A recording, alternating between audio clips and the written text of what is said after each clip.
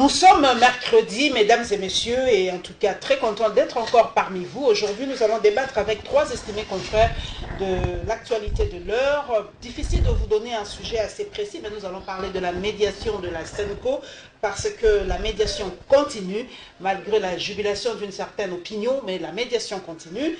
Nous allons parler de notre travail à nous, journalistes, dans cette période de crise. Je suis avec Mika Lusamba, du journal Le Maximum. Très heureuse d'être avec vous, Mika. Merci beaucoup, madame. Christelle Vanga, journaliste indépendante, elle n'est plus à présenter. En tout cas, très heureuse encore de vous retrouver en ce jour, Christelle. Moi aussi, Paulette. Bonsoir à vous aussi. Et nous allons terminer par l'intelligence, en tout cas très fine de mon pays et que j'apprécie énormément. Entre nous, je le dis toujours, entre confrères Rondos, j'étais des fleurs et bas. Thierry Bongo, Africa TV. En tout cas, de vous retrouver. Le plaisir est partagé. Nous allons un peu commencer par nous parce que nous avons ce plateau qui nous est un peu consacré. Mika Lusamba, nous sommes dans une période assez cruciale. Il y a des ateliers sur le travail des journalistes dans cette période cruciale des pré-élections. Alors pour vous, Mika Lusamba, comment doit être le travail d'un journaliste aujourd'hui? Doit-on, par exemple, nous, journalistes, accorder notre voix ou notre plateau à tout le monde, si je peux me permettre l'expression? Merci beaucoup, madame Paulette, de m'avoir accordé la parole. Et je salue aussi mes confrères qui sont sur ce plateau. Moi, je crois qu'aujourd'hui, les journalistes méritent beaucoup plus de considération. Parce que vous savez ce que nous faisons aujourd'hui. Nous sommes vraiment parmi les cadets des soucis de nos dirigeants. Aujourd'hui, les journalistes, on est traités comme des bons à rien, alors que nous apportons un plus dans le spare, dans notre milieu politique. Et aujourd'hui, je compatis avec mon frère tchèque qui a des amis aujourd'hui devant le cours de tribunaux. Mais je crois qu'aujourd'hui, les journalistes méritent d'être respectés, madame Paulette, parce que nous faisons un travail énorme et sous d'autres cieux, le journaliste est plus que considéré. Mais aujourd'hui, chez nous, au Congo, c'est la catastrophe. Lorsque vous êtes journaliste, vous êtes traité de tous les noms du monde, alors que nous apportons un plus dans notre pays. Vous avez le journal Le Maximum avec vous. Est-ce que le Maximum, quelle est sa ligne éditoriale? Est-ce que vous ouvrez le journal à toutes les tendances? Si, madame Paulette, si vous lisez Le Maximum, vous allez voir le point de vue de toutes les parties prenantes de la société congolaise. Mais sauf que nous avons notre ligne éditoriale, que nous sommes pro-gouvernement, nous défendons vraiment farouchement le point de vue du gouvernement. Mais sauf que nous publions aussi le point de vue qui vient de l'opposition, qui vient de la société civile, qui vient de toutes les tendances possibles dans notre pays. Donc, Christelle Vanga, vous êtes avec nous aujourd'hui. Nous prenons un exemple. Moi, j'aime bien comparer, puisque c'est à travers les autres qu'on a une idée. Vous vous souvenez un peu d'un reporter, je ne sais pas si je oublié le pays, c'était Niger ou Mali, qu'on avait arrêté parce qu'il avait donné la parole aux rebelles. Je crois que c'était au Mali. C'était encore où C'était au Mali, je crois. Au Mali. Il avait interviewé des rebelles maliens et on l'avait arrêté. Est-ce à nous, aujourd'hui, journalistes congolais, par exemple, de donner la parole aux rebelles pour qu'ils puissent exprimer leur opinion? Aujourd'hui, par exemple, nous avons ce qui s'est passé à Chikapa, comment on les appelle, les Moina Sampo. Est-ce qu'à nous, journalistes, devons-nous tendre les micros au Moina Sampo, entre guillemets, pour qu'ils nous donnent peut-être les raisons de leurs revendications, ou doit-on faire un block-out par rapport à ça? Non, mais madame, le travail du journaliste, ça ne s'arrête pas, ne se définit pas. La presse doit véhiculer tout ce qui se passe. Toutes les questions que se pose la population, la presse doit la véhiculer. Donc on ne peut pas limiter à telle personne ou à telle personne. On a parlé tout à l'heure de la ligne éditoriale. C'est bon de savoir ses limites, mais à chaque fois, il faut être ouvert. J'aimerais m'apaisantir surtout sur notre ami qui a été arrêté hier, Tchèque Bukasa. Vous savez, madame, pour toutes les professions... La raison, c'était outrage au service de renseignement secret. On va demander aux juristes un peu si ça se trouve ça veut dire quoi? Madame, vous savez, savez, pour toutes les professions qui ont pour outil de travail la parole. Pour les journalistes, il y a aussi l'écrit, il y a aussi l'image. Les avocats, les parlementaires, jamais on va arrêter un avocat pour ce qu'il a dit pendant une plaidoirie. Jamais on peut arrêter un parlementaire pour ce qu'il a dit pendant un débat parlementaire. Il est protégé par l'immunité, mais pas le journaliste. Lui aussi a comme outil de travail la parole, mais lui, il n'est pas couvert. Aujourd'hui, les hommes politiques veulent qu'on devienne leurs propagandistes. Tel ministre a reçu telle délégation, ils ont parlé de tels problèmes, il a donné une enveloppe, point final. Là, vous brassez les fleurs, là, on vous aime. Vous êtes le chouchou vous êtes le journaliste apprécié, vous n'êtes pas le journaliste opposant. Mais lorsque vous faites des analyses, des prospectives, je sais pas moi, des états des lieux, des enquêtes, des investigations. Aujourd'hui, on parle des concepts comme la communication du développement qui a pour point focal le journalisme d'investigation. Le journaliste doit chercher l'information. Comme dernièrement avec ce qui est sorti dernièrement par rapport au football. Pour aller même, ce sont les journalistes pour aller même plus loin, quand on s'inscrit à la fac du journalisme, tout journaliste est à la recherche du nouveau Watergate, du nouveau le diamant de Bokassa. Qu'est-ce qui va me faire entrer dans les annales? Un bel article, un fabuleux article. Je dois le chercher, je dois fouiner et arrêter les journalistes. Même aujourd'hui, il n'y a pas de procédure. Ça dépend des accointances. Si je connais quelqu'un au camp Kokolo, eh bien c'est au camp Kokolo. Quand je connais quelqu'un à la NER, directement à la NER. Il n'y a même pas de sécurité et la loi qui est censée protéger les journalistes, au contraire, c'est même le bâton qui sert à frapper ces journalistes.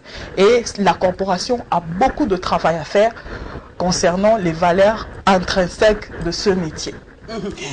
Thierry Bongo, je reprends l'exemple aujourd'hui, ce qui s'est passé à Chikapa aujourd'hui, parce qu'aujourd'hui le téléphone devient un autre outil de travail. Aujourd'hui on a des images, on est dans des groupes, on discute, mais aujourd'hui le téléphone, quand on vous arrête par exemple, la première chose qu'on vous ravise c'est votre téléphone, parce qu'on a droit à fouiller dedans, parce que le travail aujourd'hui, le téléphone aujourd'hui c'est un mini ordinateur tout signé. Alors on se pose la question, où doit se limiter le travail du journaliste? Doit-on nous auto-censurer? Par exemple, les images qu'on nous a données de Chikapa, c'était assez horrible. Est-ce aux journalistes de le publier? Doit-on censurer? Doit-on donner la parole à ces gens-là pour qu'ils y expliquent? Ou que doit-on faire normalement dans cette période de crise? Vraiment de tension.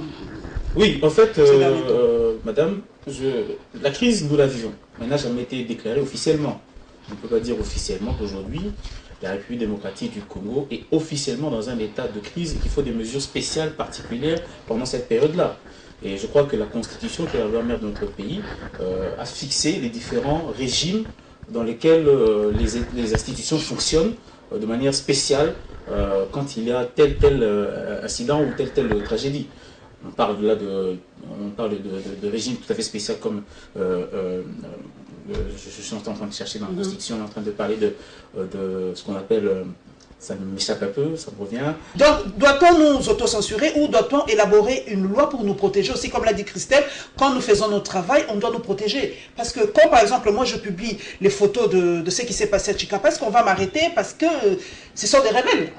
C'est ça la question qu'on se pose. Où doit-on nous arrêter? Ce que je veux dire, c'est que le journaliste fonctionne sur deux éléments. L'éthique et la déontologie.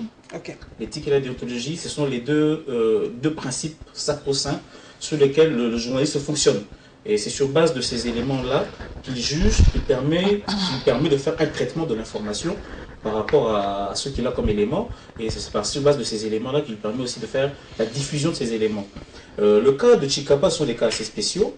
On ne peut pas nous dire effectivement qui a la véritable information, parce que souvent dans des situations de guerre, c'est une situation de guerre, il faut le dire, le journaliste est aussi astreint à certains comportements, certaines réserves par rapport à la dignité de la vie humaine, par rapport à qu'est-ce qu'il doit informer réellement à l'opinion, par rapport à l'impact qu'il aura à donner par rapport à l'information. Ce que je veux aussi dire, c'est que la Constitution prévoit des régimes spéciaux, notamment l'état de siège ou l'état d'urgence, qui sont des régimes tout à fait spéciaux où la gestion des droits et libertés des citoyens sont tout à fait réduites par rapport à cela. Mais nous ne sommes pas en RDC dans un état de siège, nous ne sommes pas dans un état d'urgence pour qu'on puisse demander à un journaliste qui prend des informations dans la cité de ne pas les diffuser sous prétexte que voilà tel. Non, je crois que c'est plutôt une sorte de restriction de liberté. Une façon de restreindre la liberté d'opinion, une façon de restreindre la liberté d'information que le Congolais a coulé sous forme de loi mère, dans la loi mère de la Constitution. Donc, on va faire plus du coq à l'âne. Quand Meuna Sampu, c'était une situation particulière, c'est une situation de guerre, il y a une façon de traiter les informations liées à la guerre, liées aux affrontements, qui doivent tenir compte de l'éthique, de la déontologie, du respect de la dignité de la vie humaine, et surtout parce que les informations qui sont sur les théâtres des opérations sont des informations sécuritaires, et ces informations sécuritaires ne sont pas manipulées de manière ordinaire. S'il vous plaît, et je vais revenir pour dire que mon confrère Tchèque Kassam, sont totalement de cœur avec lui, a été amené dans des circonstances totalement inacceptables, totalement illégales, parce qu'un journaliste, quand il tombe sur un document, il a le devoir de vérifier la véracité de ce document. Vous êtes un agent de l'ordre, vous venez vous présenter un document, j'ai le droit de vérifier si effectivement ce document-là émane effectivement de la source indiquée, et puis même si vous me présentez ce document, est-ce que l'ordre de mission que vous me présentez introduit le fait que vous devez me contrôler en cours de route? Je crois qu'il ne faut pas qu'on puisse trop rendre cet état trop policier. La situation actuelle peut être envenimée en excès de police, la faute de Tchèque Boukassa aurait été de vouloir vérifier le document, c'est ça, outrage au service de sécurité? Selon les faits que nous a rapporté le confrère, il était vers Kalamou, des agents de l'ordre se sont présentés à lui et ont voulu l'interroger. Il a demandé à ces messieurs, comme tout citoyen devrait le faire, de présenter les documents qui leur permettent de l'arrêter.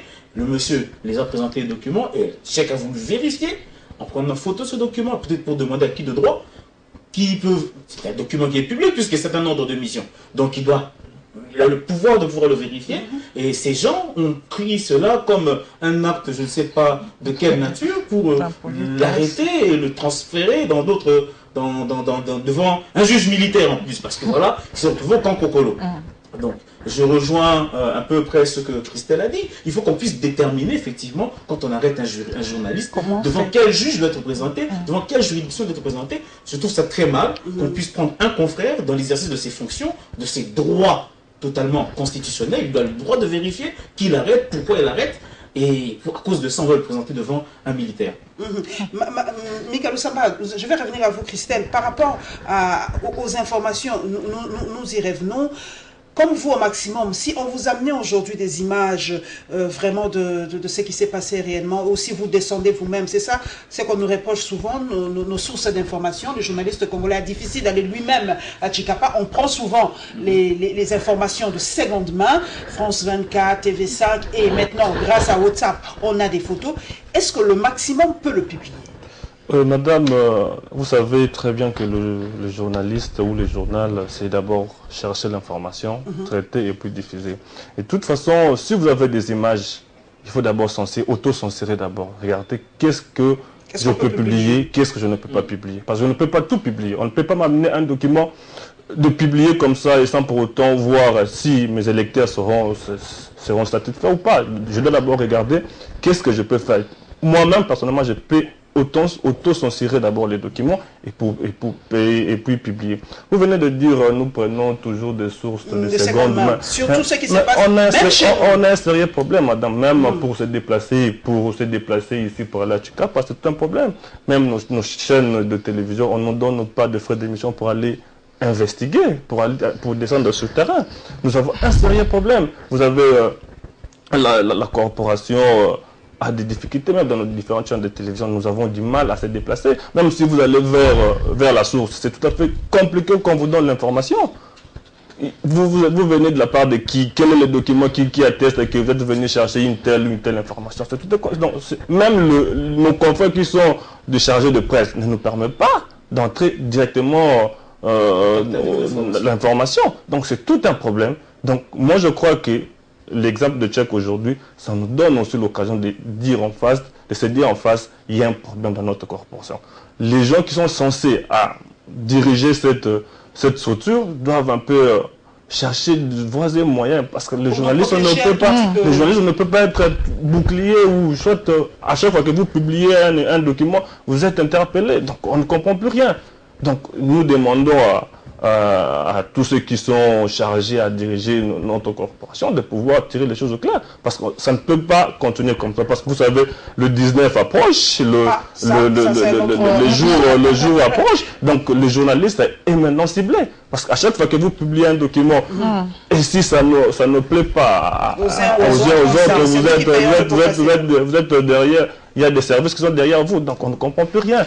Christelle, vous voulez rebondir aussi par rapport à ça? Oui, je voulais rebondir. Vous savez, pendant la période de crise, pour le journaliste, il y a deux phases. Ça veut dire, soit vous vous alignez, soit vous vous taisez.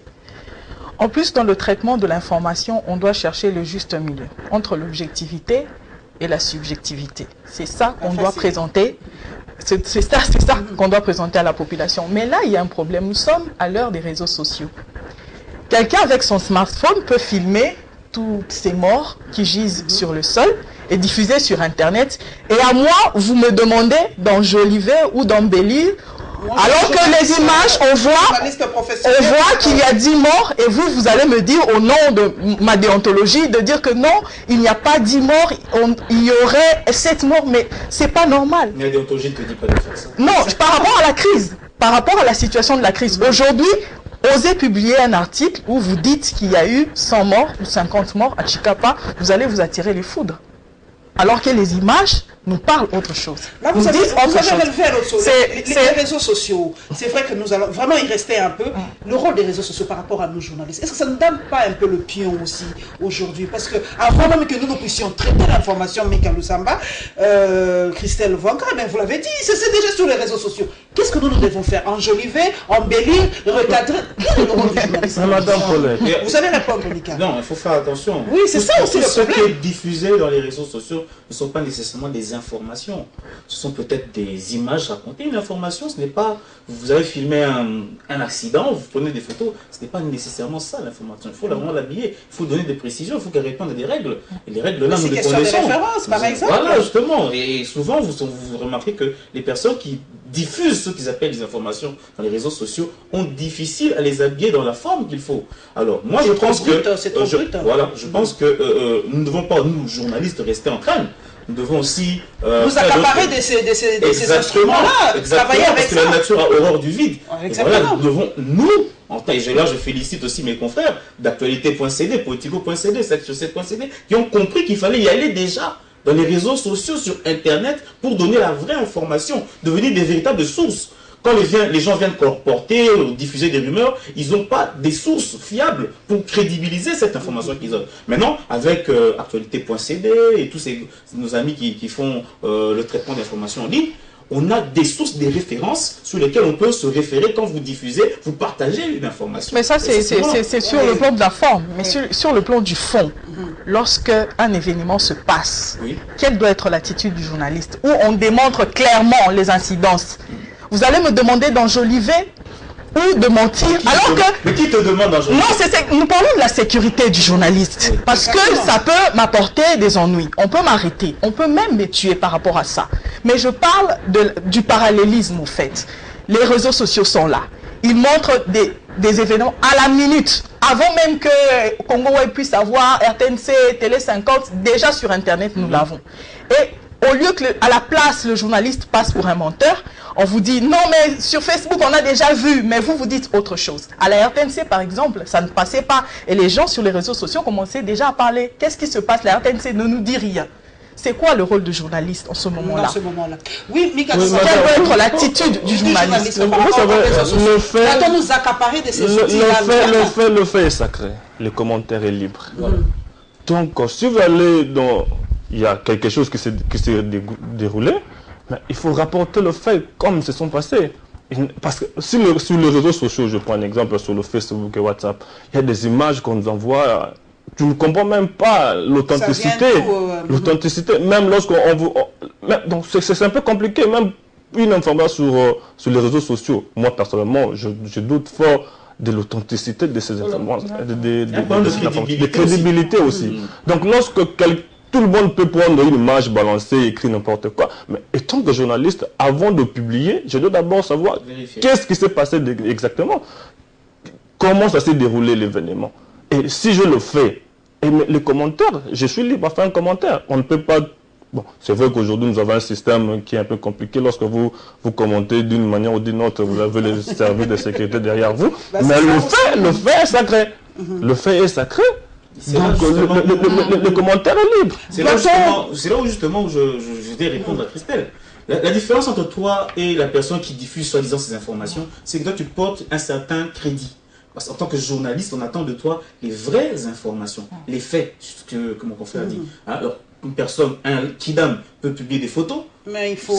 Ça n'aura pas d'engagement, ça n'aura pas l'impact égal à la tienne, à toi si toi tu publies, parce que toi tu es journaliste, tu es une source. Voilà, c'est ça la différence. Je voudrais savoir si on doit vraiment nous approprier, surtout Twitter, parce que Facebook c'est vrai, mais aujourd'hui on a l'impression que c'est Twitter qui prend un peu la place. Est-ce que vous avez des comptes Twitter? Est-ce que vous tweetez tout le temps? Parce que les autres journalistes du monde, on nous le reproche, nous les journalistes congolais, nous ne tweetons pas, nous ne sommes pas actifs dans les réseaux sociaux, et c'est à cause de ça que la rumeur prend de l'ampleur par rapport à l'actualité. Est-ce que vous avez des comptes Twitter, vous trois tels que vous êtes? Moi j'ai un compte Twitter. J'ai un compte Twitter. Madame, c'est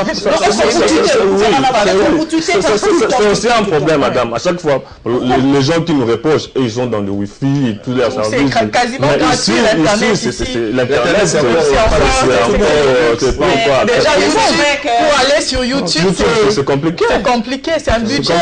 C'est quand même faire 1 heure sur Facebook, bon, c'est vrai que ça coûte un peu cher, mais de vous faire avec les moyens de... Parce que les autres, on nous reproche, nous Congolais, c'est vrai que l'Internet coûte cher, mais on nous dit que nous ne sommes pas présents, nous sommes quasiment absents. Ce sont les autres journalistes qui sont présents. Qu'est-ce qui vous empêche? C'est vrai que ça coûte cher, mais qu'est-ce qui vous empêche de tweeter? Non, mais il y a une fois par jour. Ouais, bon, écoutez, Paulette, il y a aussi ce problème qui existe. C'est quand vous êtes sur Twitter, c'est bien bon. Mais pour que votre tweet puisse être percé, il faut qu'il y ait beaucoup de gens qui vous suivent. Et pour que ces gens vous suivent, il faut être connecté. Non, pas il faut être connecté déjà. Moi, je sais que je suis Paulette sur Twitter. Elle le suit. Mais je ne sais pas si mon confrère qui est là me suit. Non, il faut qu'on puisse créer des réseaux. Exactement. Et c'est grâce à ça qu'il y a des ramifications et que votre tweet puisse porter. Parce que si vous travaillez seul, moi j'ai quoi? Autant de followers, peut-être 1000, peut-être 500. Moi j'en ai 4000 quelque chose. Voilà, 4000 quelque chose. Donc moi si je te suis toi, je peux faire passer un tweet par toi à tes 4000 followers. Et ainsi de suite, ça part comme ça. Donc c'est ça, en réalité, c'est qu'il faut qu'on puisse créer des réseaux en interne, comme on a sur WhatsApp. Sur WhatsApp, quand vous avez une information, en tout cas, à la minute, ça se propage parce que pratiquement tout le monde s'est réseauté sur WhatsApp. Twitter, on n'a pas encore la culture de tweeter. Parce qu'on a écrit les longs textes. Hein. Twitter, c'est les courts messages, c'est l'information, 144 caractères, point barre, ça s'arrête là. Donc on n'a pas encore cette culture-là et on n'a pas encore, on est plus, on ne peut pas tomber des réseaux sociaux aussi. Mais j'aimerais revenir sur un aspect intéressant par rapport à la publication des photos. Parce qu'il ne faudrait pas qu'on puisse se donner aussi de l'eau au moulin des personnes qui pensent que pendant ces périodes-ci, il faut couper les réseaux sociaux. On a vécu ça pendant les événements de janvier 2015, 2025. Je sais que ça va se faire. Bon, voilà, on est arrivé à ça. On est arrivé à ça et puis ça a porté préjudice à l'économie du pays, ça a porté préjudice à l'image du pays parce que faire la rétention de l'information, même dans les réseaux sociaux, c'est vraiment... c'est compté comme des baromètres de crédibilité en termes de liberté d'expression, en termes de démocratie. C'est vraiment important pour notre pays de pouvoir aller au-delà. Alors, on invite justement ces personnes qui pensent qu'il n'y a que critique sur les réseaux sociaux, il n'y a que contre le régime sur les réseaux sociaux, d'y aller aussi et de pouvoir s'investir dedans afin de pouvoir aussi porter leur opinion. Parce qu'on le veuille ou non, la démocratie, c'est pas la guerre des points, c'est pas la guerre des armes, c'est la guerre des idées, c'est la guerre des opinions. Tu as tes arguments, moi je les ai à moi, on les confronte devant tout le monde, on discute sans animosité. C'est ça justement la démocratie. Voilà, merci en tout cas à tous ceux qui sont sur les réseaux sociaux, sur Twitter, surtout les journalistes en tout cas. Merci à vous parce que avec vous, nous avons quand même des informations crédibles. Nous passons au deuxième sujet, c'est la SENCO. Comme vous le savez, le chef de l'État a reçu hier une délégation de la SENCO et de la majorité présidentielle. Il ira demander, comme l'a dit ici l'avenir, Kabila salue le travail de la SENCO. Il y en a qui disent que Kabila demande à la SENCO de poursuivre sa médiation selon la prospérité. Ici, le Forum nous dit vivement le pourparlers entre la MP et le Rassemblement.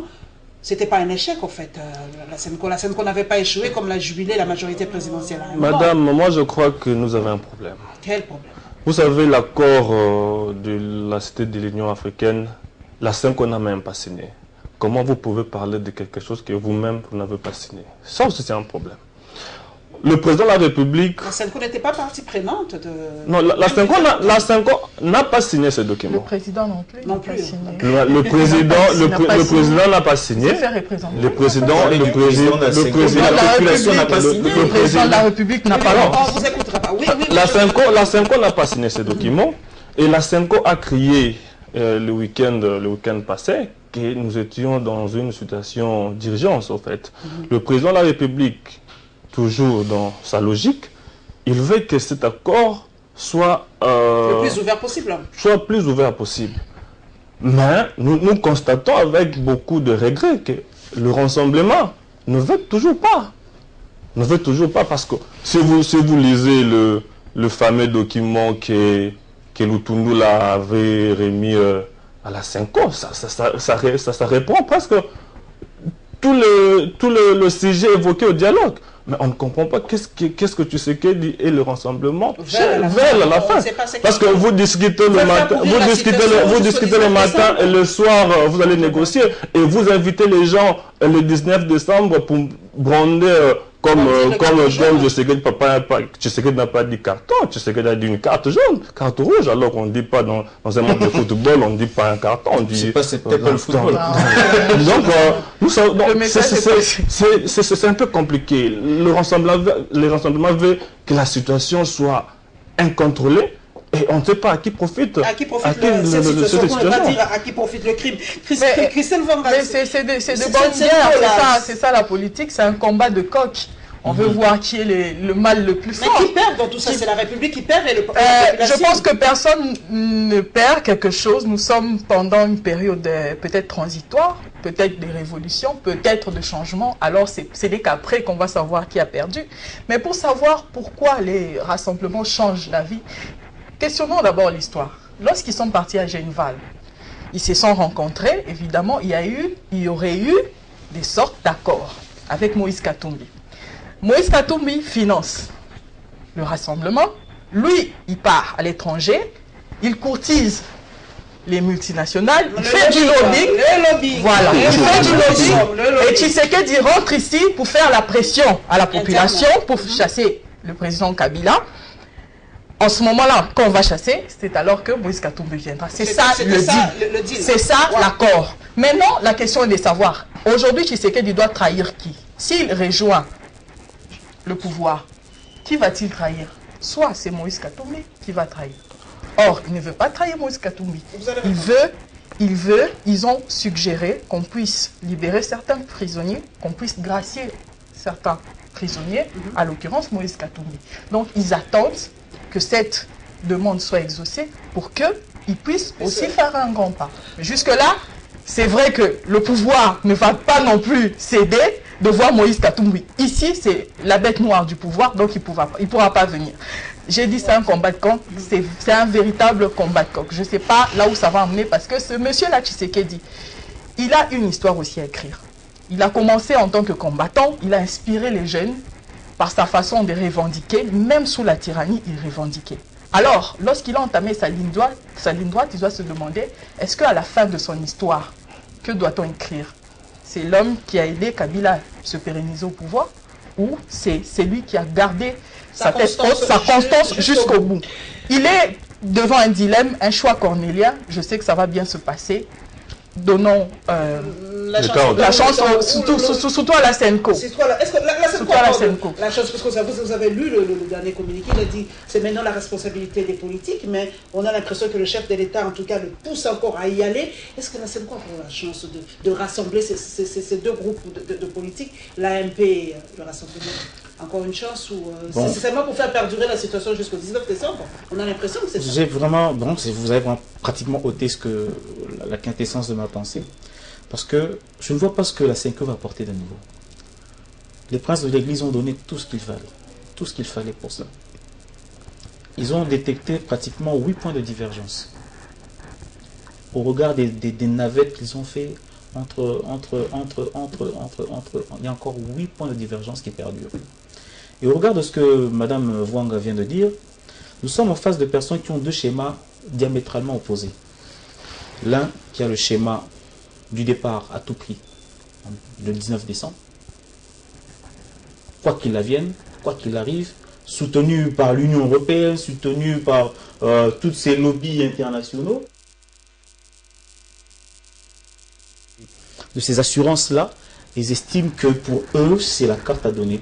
C'est la guerre des lobbies aujourd'hui, parce qu'aujourd'hui c'est le mot clé totalement, parce que on ne peut pas, ces lobbies, alors. Depuis que la RDC existe, depuis sa création en 1885, il y a toujours eu cette confrontation interne, mais externe aussi, sur les questions de notre pays. Et on ne peut pas négliger l'opinion extérieure, la donne extérieure de ce qui se passe en interne ici.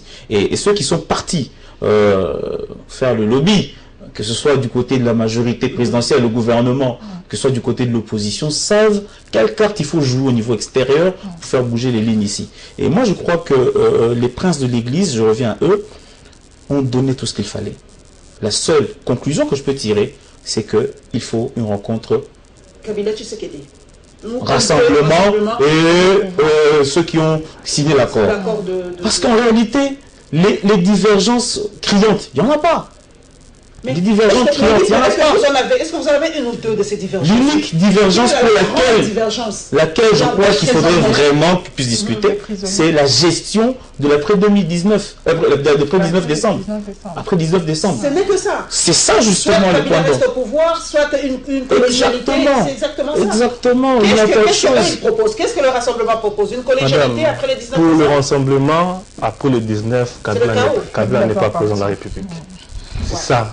Pour le rassemblement, après le 19, Kabila n'est pas président de la République, Kabila devient comme tout autre citoyen. Mais ça, c'est pas seulement pour les rassemblements, la Constitution aussi dit. Non, la Constitution dit le président de la République reste en fonction jusqu'à l'installation effective du nouveau président élu. Oui, là, nous sommes tout à fait. Là, nous sommes moi et toi, on ne peut pas interpréter la Constitution. Il y a un organe habilité. Il y a un organe habilité. C'est la Cour constitutionnelle qui a interprété. Mais moi, est-ce que je peux parler? Je sais comprendre. Il y a un organe habilité à interpréter la Constitution. Et la Cour arrive à interpréter. Là, il n'y a pas de problème. Mais pour le rassemblement, c'est après le 19, Kabila n'est pas président de la République. Qu'est-ce qui va se passer pour eux installer ce qu'on appelle le régime spécial? Bon, je ne sais pas par quel mécanisme que tu sais que prétend être président de la République après le 19 décembre. Donc, pour vous dire que, madame, le rassemblement est pris en otage. Par qui? Par un individu. Je ne suis pas là.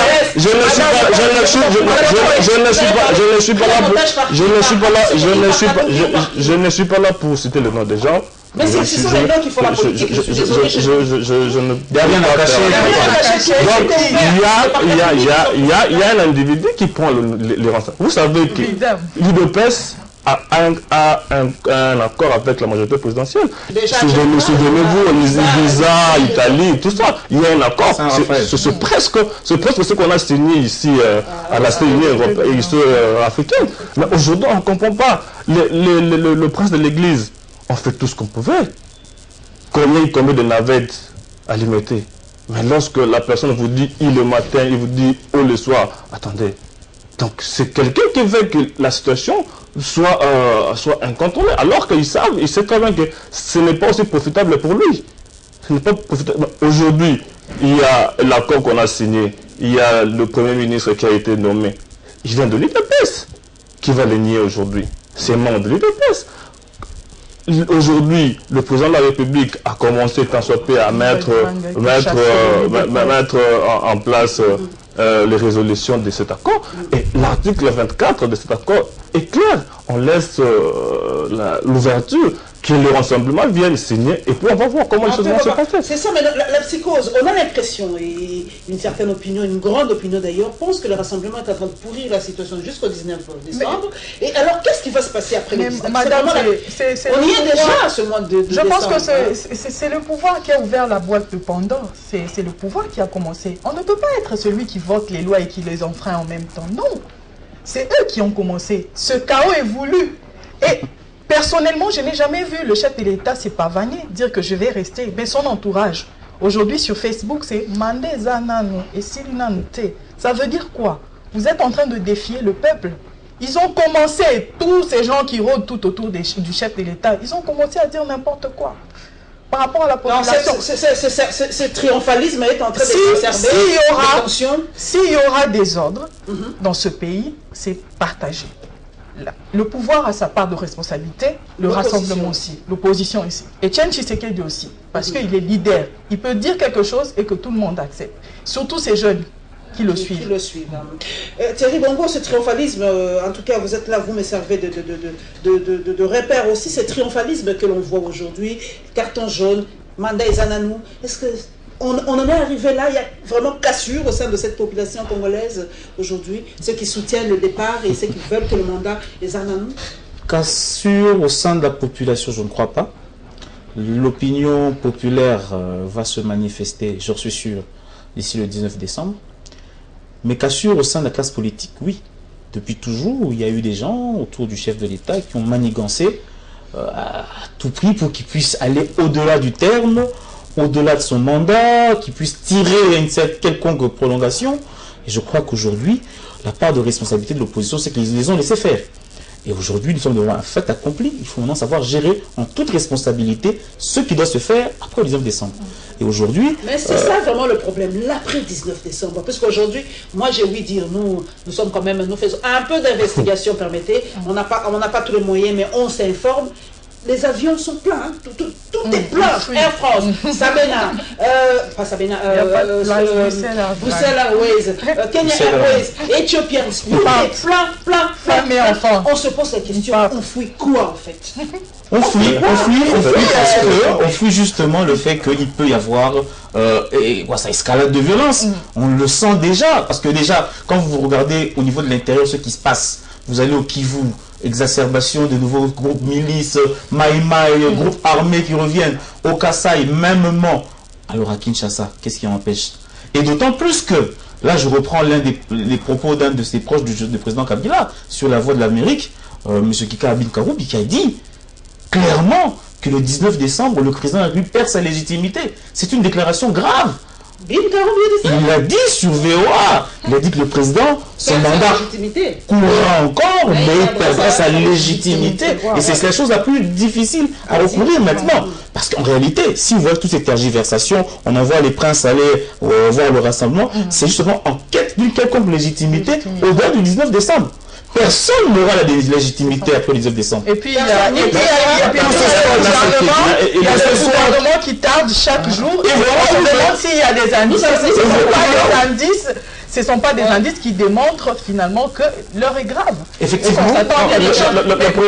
S'il te plaît, cette nébulosité dont a parlé Thierry tout à l'heure, il ne faut pas le prendre à la légère. Peut-être nébulosité, c'est-à-dire on voit là à Chikapa, ça se passe quelque chose, demain elle est Baïmaï et tout, et là-bas voilà, il ne faut pas qu'on le prenne à la légère parce que les gens du pouvoir disent que le soleil va se lever et tout, et puis ça va se coucher, ça sera la même chose. Non. Pendant la guerre mondiale, le soleil s'est couché, mais il y a eu des morts. Le 17 mai, ils le prennent à la légère parce qu'ils le disent à leur aise. Le soleil va se lever, il va se coucher. Pendant la guerre mondiale, il y a eu ça. Mais il y a eu des morts. Le 17 mai, où Laurent Désiré Kabila est venu libérer le Congo, il y a eu, le soleil s'est levé, le soleil s'est couché, mais il y a eu ce qu'il y a eu. Donc il ne faut pas le prendre à la légère. Il faut bien... Madame, je rejoins mon frère lorsque dit le président de la République perd... sa légitimité. Oui, mais la légalité, il reste le président de la République. Exactement. Là, nous sommes tout à fait d'accord. Même Bin Karoub, il est tout droit dans sa logique. Mais moi, je crois que le 19 décembre, après le 19 décembre, il n'y aura pas un canton. Le ciel ne nous tombera pas sur la tête. Vous ne faites pas ça. Le ciel ne nous tombera pas sur la tête. Il y aura un matin, il y aura un soir, et les choses vont se dérouler comme c'est vrai qu'il y a des fois des tensions de gauche à droite, mais nous sommes sereins que les choses vont bien se passer. Oui, Christelle, vous avez terminé. Ce retard de formation du gouvernement, aujourd'hui, on a deux premiers ministres qui travaillent presque simultanément. Tout est bloqué. Sami Badibanga reçoit à l'hôtel du fleuve. Je ne sais pas où est Matata aujourd'hui, s'il reçoit encore, s'il est toujours en train d'expédier les affaires courantes. Pourquoi ça tarde? Parce qu'aujourd'hui, en France, on sait que Manuel Valls est parti. D'ici 2-3 jours, il y aura un gouvernement. Cazeneuve viendra. Cazeneuve est là et on sait déjà que d'ici 2-3 jours, il y aura un gouvernement. Pourquoi chez nous, former un gouvernement, ça ressemble à une bataille, je ne sais pas moi de quoi? Pourquoi ça tarde? C'est pour ça que je dis, va tomber vraiment à pic, parce que j'ai plutôt l'impression qu'on brandit l'entrée à l'exécutif comme une sorte de caviar, un cadeau, ou plutôt, je sais pas, on appâte les gens avec ça. On a appâté Vital Kamerhe jusqu'à le rouler. Voilà, on va appâter un petit peu le rassemblement. C'est un petit peu la proie qu'on présente aux détracteurs. C'est la part, vraiment. On va appâter les gens autour de ça. Et c'est très très mal pour le pays. Aujourd'hui, le pays souffre, le pays travaille au ralenti. Nous sommes dans un pays qui ne fonctionne qu'à travers le gouvernement. L'administration est totalement faible. Aujourd'hui, impossible d'avoir un passeport facilement avec la grève au ministère des Affaires étrangères. C'est vrai. Là, oui, dire que c'est 500 $ aujourd'hui pour obtenir avoir un passeport. le passeport. J'aurais appris aussi qu'ils ont repris de travailler timidement pour les fêtes. Voilà. Mais en fait, c'est ça la réalité. Donc, on ne peut pas. Et puis voilà, c'est là où je rejoins un petit peu ceux qui pensent que quelque part nos politiques ne savent pas assumer leur choix. Les gens sont partis à la Cité de l'Union africaine. Ils ont dialogué pratiquement pendant 1 mois. Ils sont sortis avec des résolutions totalement pertinentes. Parce que nous sommes sûrs, en tant qu'intellectuels, qu'ils n'ont pas tourné les pouces là-bas. Mais qu'est-ce qu'il faut pour qu'on puisse mettre ça en exécution? Pourquoi la politicien doit passer au-dessus de toute chose? Moi, je serais conseiller du chef de l'État, je dirais d'aller jusqu'au bout. Allez jusqu'au bout, président de la République, sortez ce gouvernement. Continuons à discuter, mais sortons ce gouvernement. Parce que s'il ne le sort pas, il est en train lui-même d'édulcorer la qualité du travail fourni par les dialoguistes. Il est lui-même en train de rabaisser le travail, la crédibilité même de cet accord. La crédibilité de l'accord est mise à mal parce que on n'arrive pas à mettre en pratique les résolutions. Et c'est déjà quelque chose de très mal. Nous voulons voir un nouveau gouvernement avec de nouvelles têtes, une nouvelle énergie, un nouveau front. On ne veut plus voir ces gens qui sont accusés d'avoir détourné 6 millions pour construire une école qui n'existe pas. C'est des gens qui ont vendu les terrains de l'Athénée. On ne veut plus voir ces gens-là. On veut voir le chef de l'État apporter une sorte de lumière à la population. C'est là aussi où va partir un petit peu sa légitimité qu'ils cherchent. Parce qu'ils doivent poser des actes qui soient légitimes aux yeux de la population. Sortez le gouvernement avec des têtes neuves, sortez des gens qui peuvent être dynamiques, représentatifs de la population. Et il y en a, ils ne sont pas qu'au rassemblement, il y en a aussi par-ci, par-là dans le pays. Prenez des gens qui peuvent être représentatifs, dynamiques, de nouvelles têtes. Montrez aux gens que vous voulez aller de l'avant, et voilà, on y va. Il ne faut plus qu'on puisse brandir le gouvernement comme un appât, il ne faut plus qu'on brandisse le gouvernement comme un gain quelconque qu'il faut lorgner pour entrer, voilà, signer un document. Christelle, par rapport à ce gouvernement, des nouvelles têtes, faut-il des jeunes, faut-il en tout cas balayer tous ceux qui ont été avec Matata parce qu'ils ont échoué, on l'a dit à la conférence, au dialogue, ils n'ont pas réussi à faire les élections, donc ils ont échoué, donc tous ceux-là doivent partir et prendre de nouvelles têtes. Pour un nouveau souffle, une nouvelle énergie, comme l'a dit Thierry. Oui, il faut prendre de nouvelles têtes, pas seulement dans l'AMP, pas seulement dans l'UNC, mais aussi ouvrir grandement les portes pour aller recruter même au coin, à Lubumbashi, partout, au Bas-Congo, partout, il faut recruter des jeunes compétents, il y en a. Il faut simplement les chercher, il faut les trouver, il faut leur donner du travail. Il faut qu'on voie les nouvelles têtes. Pas que les gens qui ont beaucoup volé, en plus, on le sait qu'ils ont volé, mais ils n'ont même pas honte. Qui ont détourné, mais ils n'ont même pas honte. Je vais revenir sur ce qu'a dit à mon confrère. Il parlait de la légalité, de la légitimité, de la légalité. Mika, c'est ça? Mika, tu sais, vous savez, la Constitution, c'est comme la charpente osseuse d'une nation. Même dans le corps humain, lorsque le corps humain continue à s'agrandir au-delà de la charpente osseuse, ça devient une malformation. Une tumeur, cancer. Tout ce qui n'est pas dans la Constitution n'est pas légal. Je suis désolé. Le 19 décembre, le chef de l'État n'est plus le chef de l'État. Il n'a pas de légitimité, il n'a pas non plus de légalité. C'est la Constitution qui le dit. C'est qui le dit, c'est la Constitution. Oui, nous allons conclure par là. Madame le président de la République, après le 19 décembre, il restera président de la République.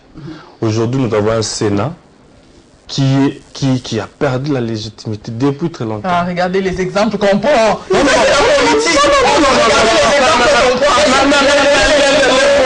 Les gouverneurs de province. Non, mais laissez-moi parler. Laissez-moi parler, madame. Je vous en prie. Le Sénat, nous avons un Sénat qui a perdu très longtemps sa légitimité, mais c'est légal, le Sénat vote les lois aujourd'hui. La chanson. Le gouverneur, Kimbuta ne dirige pas Kinshasa. Il a perdu de la légitimité, mais la légalité, c'est lui le gouverneur. Donc, même le président de la République, après le 19, il reste le président de la République et il perd la légalité. Mesdames et messieurs, nous sommes à la fin. Voilà, je n'ai pas glissé un mot pour le gouvernement. Moi, je crois que le président de la République cherche à tout prix, lorsqu'il va former ce gouvernement, que le gouvernement soit accepté par tout le monde. Donc je crois que le temps qu'il le prend, c'est aussi normal pour mettre un gouvernement qui sera acceptable pour tout par il a affaibli son premier ministre. Voilà, mesdames et messieurs, nous sommes à la fin, mais je crois que le sujet, en tout cas, sera encore brûlant la semaine prochaine. Nous serons encore là, fidèles au poste, pour débattre vraiment des temps forts de l'actualité. Merci à Mika Loussamba du journal Le Maximum. Vous l'avez découvert, je crois que la porte de Web Presse lui est ouverte. C'est votre émission à vous, journalistes. En tout cas, venez débattre avec nous. Merci à Christelle Vanga, journaliste indépendante, et je le dis toujours affectueusement, la beauté plus l'intelligence, c'est un mélange très très détonnant que j'apprécie énormément. Et à Thierry Bongo, trop de félicitations, ça va lui monter un peu à la tête. Mais merci beaucoup en tout cas d'être avec nous et merci à tous mes followers. RDV, le mercredi prochain.